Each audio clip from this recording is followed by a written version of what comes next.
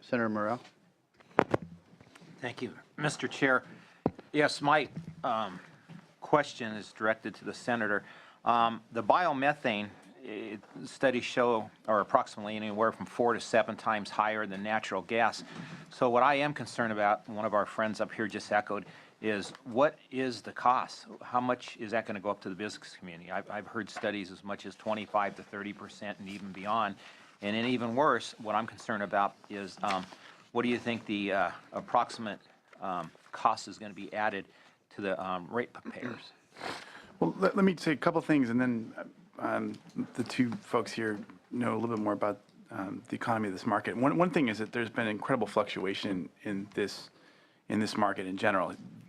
The number that was mentioned just now was 3 MMBTU. Just about a couple years ago, it was at 12, and so it's been going up and down and up and down. Now, of course, a 1% requirement, which would knock it from about 4 up to about 10, would basically make about a 1.5% increase in price with about a 5% reduction in greenhouse gas emissions. Certainly, the 10% requirement is more aggressive. And I think in the end of the day, this is about trying to create the environment where we can have enough economies of scale so that there'll be the investment necessary that will end up lowering the price. And we've seen that already working in the RPS and elsewhere with some of the standards that have been set. So, if you only base your projections on current prices, I think you're not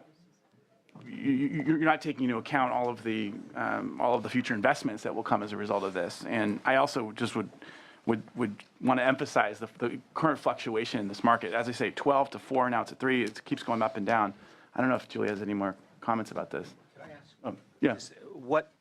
Give me an example of some of those investments that you're very confident in that's going to add value. So, a digester infrastructure, for example, dairy digesters, that right now, there are not that many in the state. That's going to be one big thing, for example, just kind of creating the infrastructure to be able to capture all of this gas and then transport it around. There's that sort of infrastructure, I suppose. People taking it. Yeah, only thing I was looking for is because we sort of have not a dollar amount, but a percentage amount on how much this can go up. So do you have some type of a percentage or in real dollars that you think this is going to contribute to the economy? You've got some numbers about that, don't you, Julie? Senator, we have a 2-pager. I would be happy to give copies to the committee both on the costs and the economic benefits. A study by UC Berkeley found that biogas generates 2 to 6 times as many jobs as fossil fuel gas. And it's also really important to remember right now, all of the fossil fuel gas jobs, virtually all of them are out of state. California imports 91% of the gas that it uses, 91%.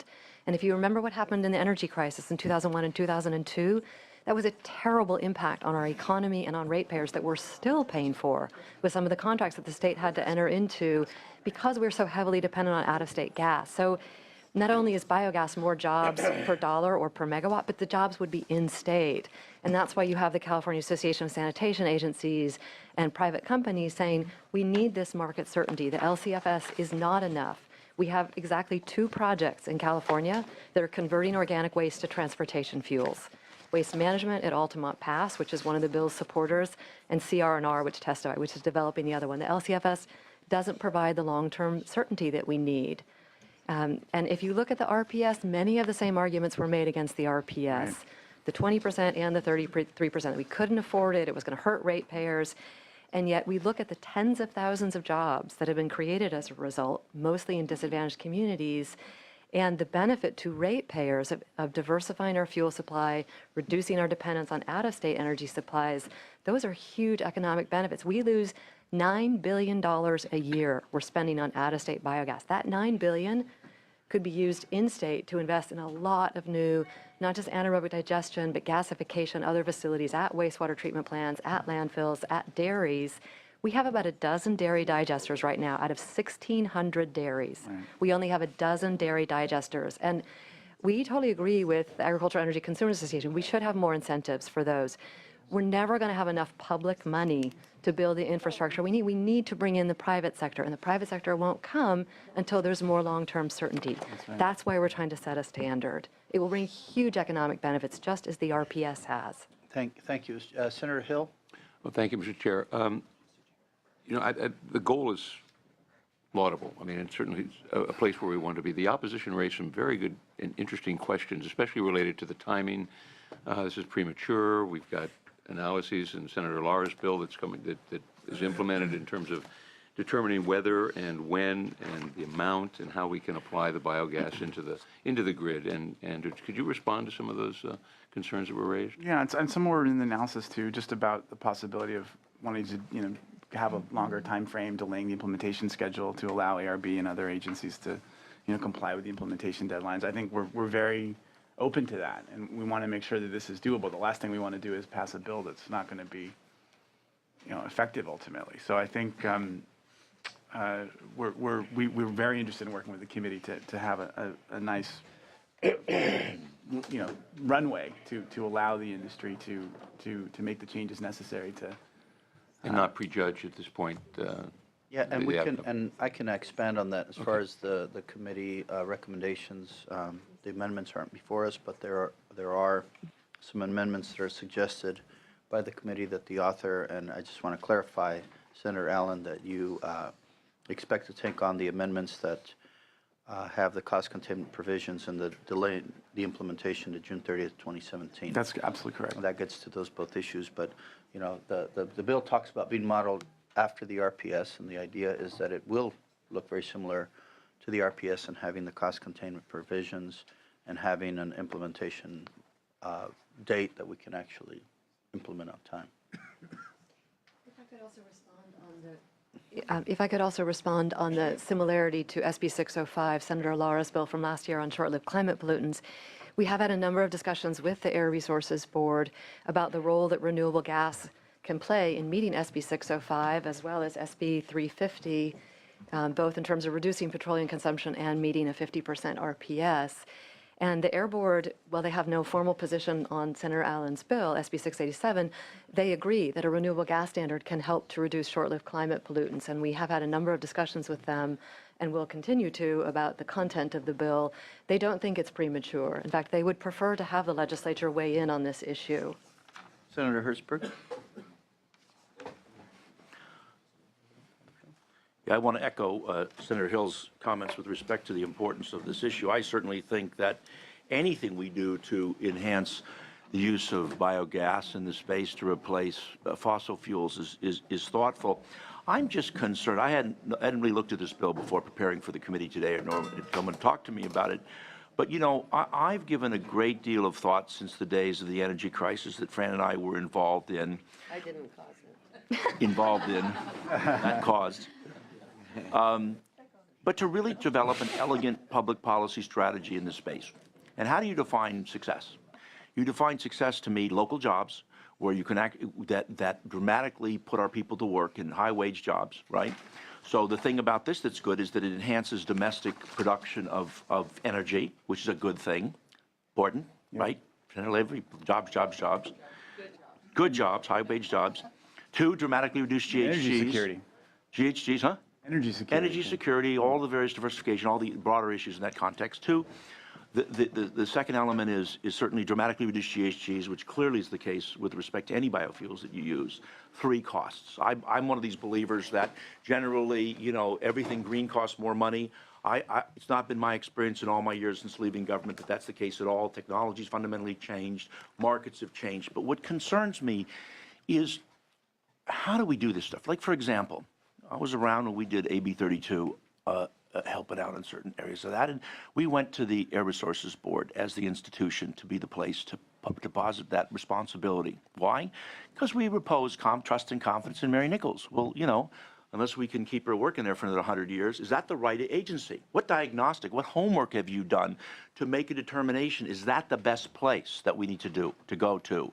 It was a good bridge. Now we've got cap and trade money. We've got much greater responsibilities. There's broader elements to that. You just put it, we put these things in because that's where we went before. But I think the question is, do we want to give it a fresh set of eyes? at the end of the day, of the fresh set eyes, maybe that is the right place. I don't know the answer to that question, but it certainly bears some discussion. Second, with respect to the integration of the larger issues, I just met with the CEO of Edison, and in the old days, during the energy crisis, 100% of the energy produced that he put into the grid for his company came from Edison-owned assets. Today, only 20% are their assets. So now we've got an RPS standard that imposes this responsibility on people that are moving the other direction. We've got Silicon Valley that wants to use direct access. We want distributed generation, energy security, and yet we're setting policies that are, do they work? Do we want companies ultimately be pipes and wire companies and change the game so that we, in fact, because at the end of the day, if you want to reduce GHGs and you want to create jobs, you want to create domestic energy sources, which will put a ton of people to work. Right. And this is part of that. But I don't know the answer to this question, and I you know, but I certainly, the issue of the CARB issue, the issue of what the IOUs are really doing, you know, the Sempra people, just one final point and I'll finish, I apologize. And the last point, the Sempra people's 50-year plan says we want to be a pipes company. We're agnostic as to whether it's going to be biofuels or other types of fuels that go in our pipes. We just want to regulate the piping system and make a rate of return on that. Well, if that's the case, how do you regulate that? And it worries me is that we've kind of got one foot in the future and one foot in the past. And the diagnostic that we need to go through to really create this elegant new system is somewhat concerning to me. And that's what grabs me when I read this bill. Yeah, yeah. Well, the first comment on the CARB, remember, CARB has the GHG inventory. So to the extent that this is a GHG reduction bill and a decarbonization bill, I think it's appropriate for CARB to be there. Now, you're absolutely right about Mary Nichols, and I think it's incumbent upon all of us to make sure we get someone of equal intelligence, stature, savvy, and you know, so that's on all of us, I suppose, to get someone to replace her when she finally decides to leave that position, who's going to be up to that to be able to fill her shoes.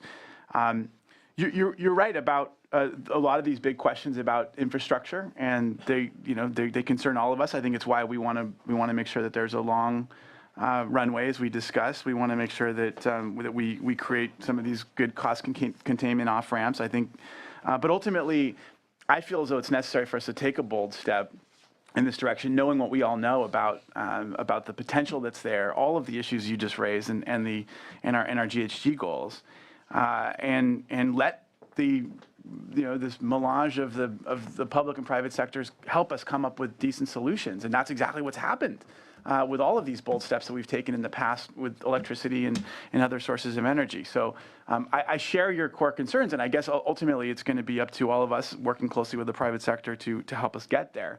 But the good news is I think, and one of the things I think we need to maybe the two of my friends here can talk a little bit more about the infrastructure that's already in place, so that people can better understand that this is not just coming out of nowhere. That there's you could maybe talk about the UC Davis study and some of the infrastructural. Can I just add one more part to that as you respond to this? Because what happens is, you're right. Look, everybody bellyaches and tells you the rotation of the Earth is going to stop and it's going to cost a ton of money, and the reality is it happens. Remember this with Fran's low-carbon fuel standard that we dealt with years ago. And you got to kind of break through from a public policy. But the flip side is also dangerous. PURPA, Jimmy Carter, 1979, qualified facilities, 13, what we were spending for that stuff. They were just milking the system, right? You got both sides of the trades. You got one side where we need to move it. This is the delicacy of government and how we balance this. On the other side, you got the other cockroaches that are out there playing you. And so what do? And that's why what we do here is so damn important, and why the homework is so damn important, because when we don't get it right, it's a lawyer's full employment act and lobbyist full employment act. And our job is to do great policy so these guys can go out and take care of their kids. That's why I think it's important to be modest with our goals. But I was just going to add a couple of quick points. On CARB, one of the other reasons we decided that the California Air Resources Board was the right agency to implement this is very much like the electricity sector, as you mentioned, with the deregulation there. The gas utilities in California only actually own and resell a third of the gas supply. So initially, we thought that this bill would be implemented at the Public Utilities Commission, like the RPS, but that would only get it a third of the gas supply. And that didn't seem fair to the utilities and to the core customers, which is residential and small business customers, if they're the only ones subject to this requirement. So that's another reason, in addition to the greenhouse gas reduction expertise. One other thing I wanted to clarify about cost, I think is really a misconception among some of the opponents. This is not a pipeline injection requirement at all. So the facilities like landfills, dairies, wastewater treatment facilities that want to use the gas on site for whatever end purpose, whether it's to fuel vehicles, whether it's to generate electricity on site, whether it's to produce a renewable gas for a fuel cell, for power or vehicles, whether it's for heating, cooling, there are a lot of end uses for gas, for the gas supply. The bill doesn't specify what end use, and it doesn't specify whether the gas will be used on site or injected into a pipeline. So it provides maximum flexibility. It is just about diversifying and decarbonizing the gas supply for whatever end use in whatever location in California. Okay, Senator Wolk? Ben, I think that all the IOUs should be required to get immunizations, first of all. That's later today. I'll be there. I'll be there. I'll be there for that, too. Okay. Thank you for bringing it forward. It's, at base, a good bill. I have some concerns. I think that the amendments that were made are good ones, the cost issue in particular, and the delay, I think, of date is a good idea. One of the opponents who was speaking made reference to a comment, a discussion we had at sub 2, focusing on the role of the ag sector and the importance of incentives. And I would just like to say that I think that, you know, being in favor of incentives for agriculture to move forward in terms of GHG reduction is a good thing, and it's not necessarily in opposition to and can't be part of the effort that Senator Allen is moving forward. So I support that. I am concerned about the munis and the opposition. I think that I'd really like to, as the bill moves forward, I'd like that to, you know, be wrestled with a little bit more. And of course, CCAs. I don't want to put barriers in front of the formation of CCAs anywhere in this state. So those are my concerns. I'll be supporting the bill today and look forward to it as it moves to the floor. You got the entire committee on the lights there wanting to speak. We'll go next to Senator Pavley. I wanted to know what the chair's pleasure is as far as timing. I'd be glad to move the bill and offer comments, or do you have a different way that you would like to facilitate the conclusion of this discussion? We have, I'd Still like some to, more? yeah, I'd like Would you to like at least let Okay. the senators So let me offer their let you know questions. that I would be glad when it's the appropriate time to move the bill. And I do concur with the author that this is a work in progress. I know you're taking copious notes. There's some concerns here, many of them valid. You've taken the 2 suggested authors' amendments in the bill and trying to make sure the timeline is realistic with what CEC and CARB is doing. I'm, of course, very sensitive in sending the correct market signals for investment in technology and innovation, and I think that's what they're trying to do, carve out a space for this important component that hopefully will meet our long-term GHG reduction targets. I'm particularly interested in the transportation fuels sector. Perhaps there's other places as well. And so when it is the appropriate time, Senator Hueso, and I think this bill, since it is a work in progress, and many of us have those, especially our first hearing. And is this your first bill, Senator Allen? Does the Fifth Amendment apply to these sorts of situations? It doesn't get easier. And that we may want to have this bill come back to this committee as it moves through the process, but of course, Very well. direction. We'll come to Senator Leyva. Thank you, Mr. Chair. I just wanted to clarify the amendments that you stated, Mr. Chair, that one is in cost containments and also extending the implementation date. Are those the only two amendments that we're looking at So this time? far, yes. Okay, very good. And then I had another question. Did I hear correctly that there are only 2 plants in California that could produce the gas at this time? No, there are actually hundreds Okay. of plants, but there are only 2, as far as I know, that are using biomethane as a transportation fuel right now in California. They're generating it and using it in California. Clean energy, renewable fuels, and others are importing biogas from other states for transportation fuels, but they're not producing it here for transportation fuels. Okay, and you said that was 91% is what we import here into California? Our gas supply. Okay, thank you. Thank you very much. Senator McGuire. Thank you, Mr. Chair. I'll make this very quick, and I do appreciate the Senator for bringing this forward. Do you support the amendments related to drilling down on the costs and also providing that additional time? I just have 2 quick items, in particular on the issue of dairies, at least in one of the counties represent the issue of biodigesters and just the volume that could be produced by smaller dairies is going to be challenged, particularly for upfront infrastructure costs. And ensuring, one, that that's not going to be just on the dairy owner themselves.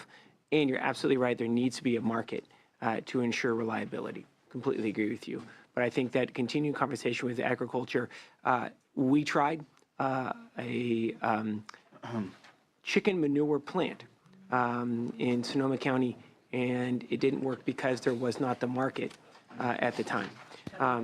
Actually, right there near the Sonoma County Airport, but one of the largest poultry providers, and it would have taken, I think it was like 6 truck trips off the road if they would have just been able to send it to this plant, but there was not the market at the time.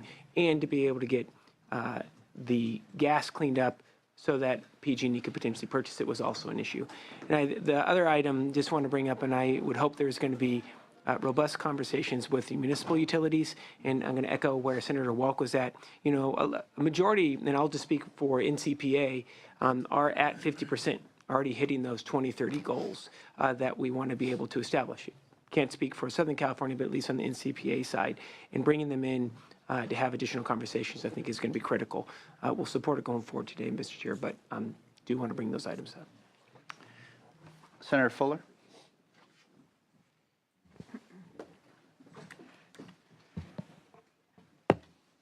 I'm very disturbed today, but mostly about process. So if I can just say a few process things to my good friend and the rest of us as we move forward. I couldn't agree more with most of what everybody has said here.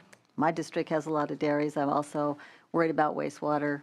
I think we definitely know that we need a solution, but I think that we need a comprehensive solution that's not piecemeal, that is complies with all the rules, so all of us on both sides of the aisle have an opportunity to review it in depth.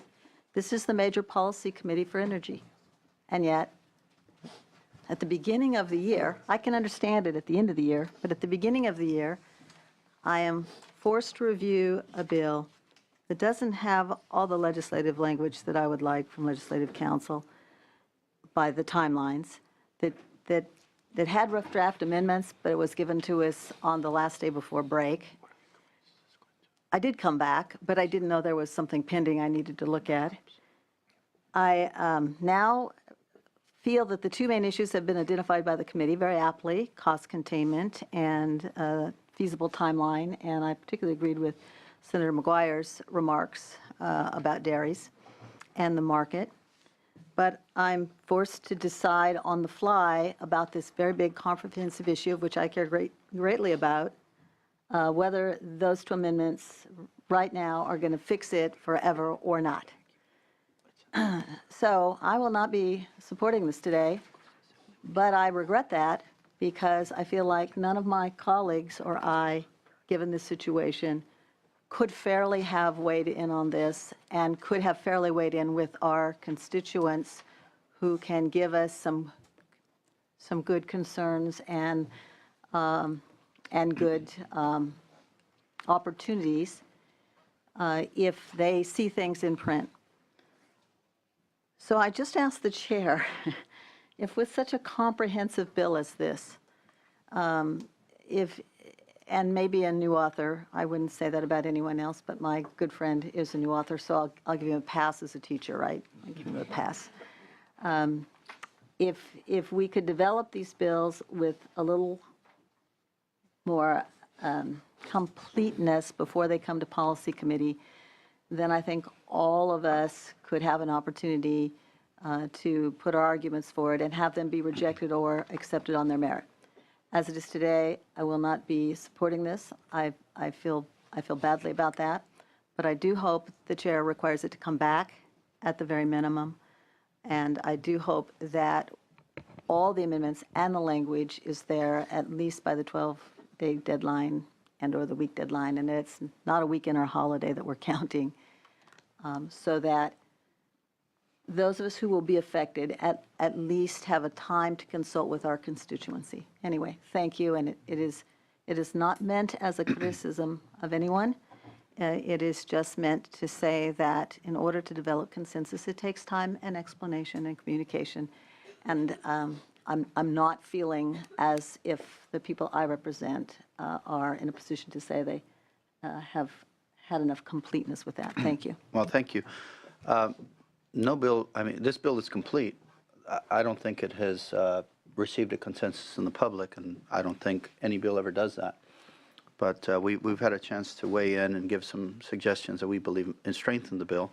This bill still has to advance forward to Environmental Quality Committee and Appropriations and the Senate floor.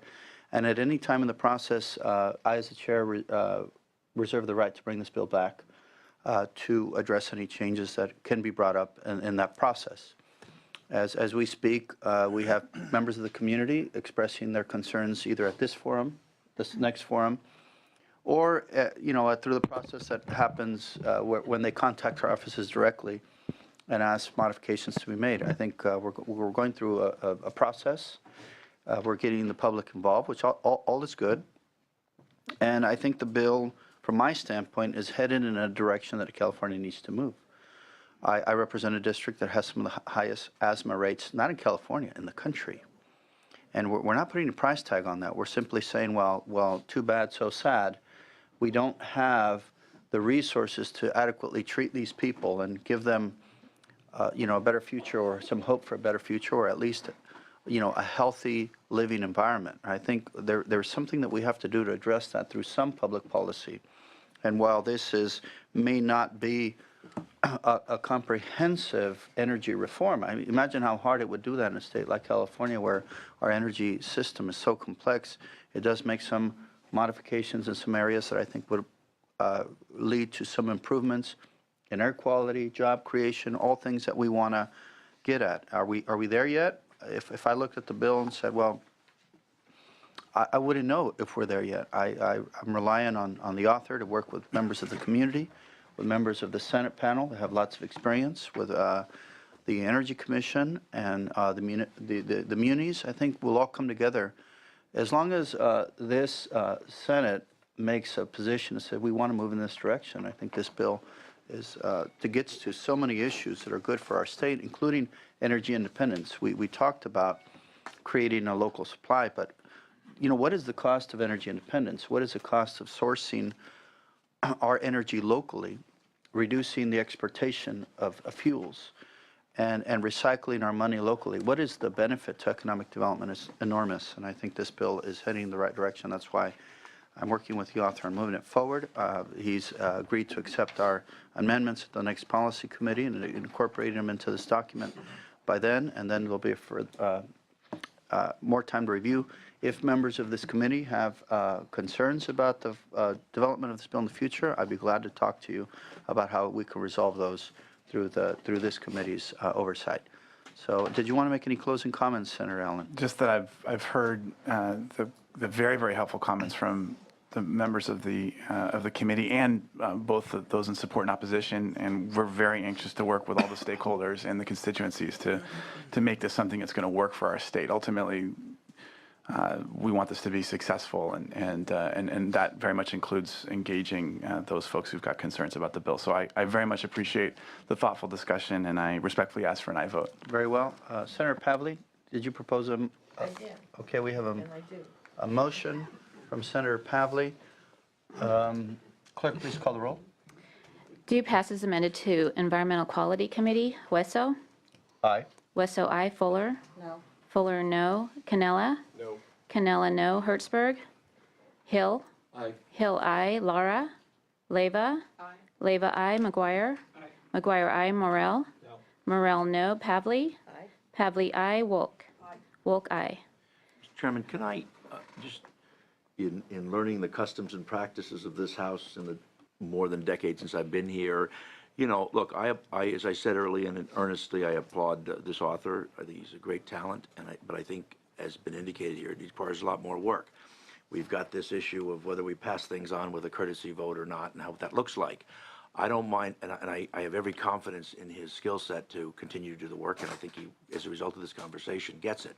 But I'd certainly like to have some level of comfort. I'm happy to vote for it, but I'd certainly like to have some level of comfort that it's going to, if there's any substantive changes, which there certainly will be, that it comes back to this committee so we can really have the time to drill in and use the benefit of what our job is here, and that's to vote on these measures on a substantive measure. And whether it's before it leaves this House or when it comes back, but we can really engage and feel comfortable that we're there rather than being put in a position where if we're not on environmental quality or appropriations, we're not going to have a big, huge debate on the floor on this thing, but we should drill into it here. Did you catch the part where I extended the opportunity to work with you? Should you have any concerns about the development of the bill, bringing it to committee to review? I'm in. Okay. I vote, yes. That was a sincere offer. Thank you, Mr. Chairman. So is that a yes or a no? That's a yes. Okay, very well. If you're coming back. Always a pleasure to work with you, Senator. Okay, so what absent members do we have? Laura. So it's Hertzberg, aye. Current vote is 7-3, and Laura is... Okay, we'll close the roll on that one. Okay. Okay. Very well. Thank you very much.